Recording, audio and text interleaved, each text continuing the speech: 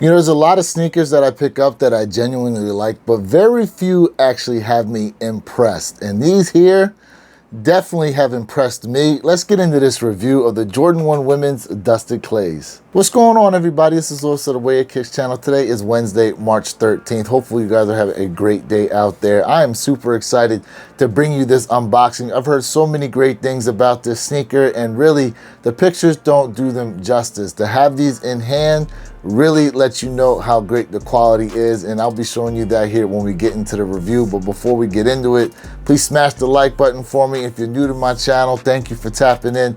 Hit the subscriber button and click that notification bell so you can be notified when I drop these videos. Now, real quick, I did put a video out concerning the black cement 3s, talking about this shoe right here technically, right? There's some information out there that I'm sure most of you have probably heard by now, but for those of you who have not, go check that video out because there's a special announcement concerning that shoe. We are still getting it, but they're changing some things up. In any case, let me go ahead and read you the box label here, and it says Women's Air Jordan 1 Retro High OG SP Cacao Wow Cacao Wow. Now that's the stamp here, or the tag rather, that Nike put on the box, but Slam Jam put on a different tag here, and it says the color blocking is Cacao Wow and Sandrift, which makes more sense because the sneaker is made up of more than just one color. But now that we've read the label, let's go ahead and throw these on the table and jump into the review. All right, y'all, excited to bring you this review here. So the box itself is all white, and you see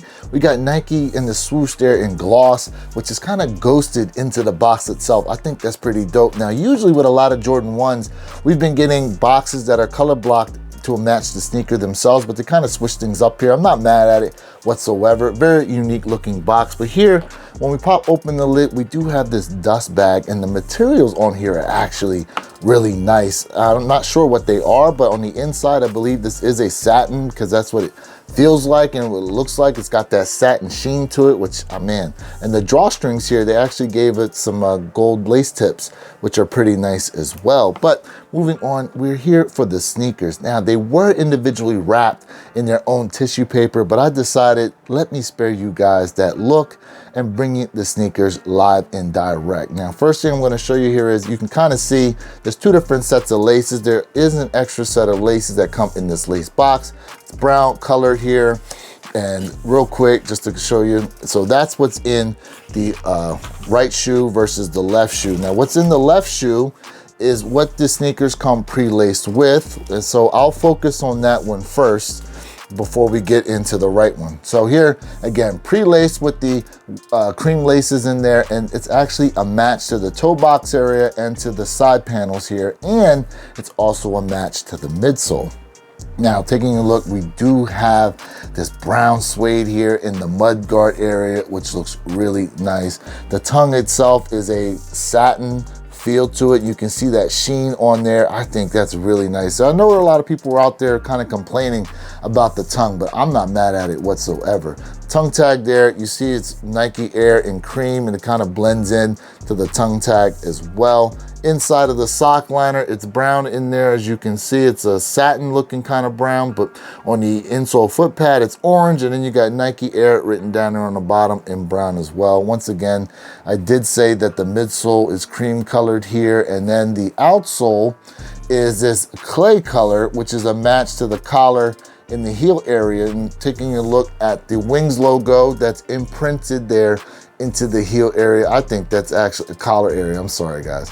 I think that's actually a really nice touch. I will say this, with the way these materials are, make sure you get your guys some type of water and stain repellent or something, because you get these wet or you get something spilled on here, it's gonna be a hard time trying to clean them. Taking a look at the right shoe, I do have a hang tag on here, which is actually a match to the browns that are on the sneaker itself. I did forget to mention that the swoosh here is brown as well, and some of that collar area obviously is brown. I just think these look absolutely beautiful. Now, I will say the brown laces do not look as good to me as the cream colored laces do, and let me just hold these here side by side for you guys to take a look at. I really like the way that the cream colored laces look, but let me know what you guys think. But let me go ahead, throw these on feet, and we'll close out.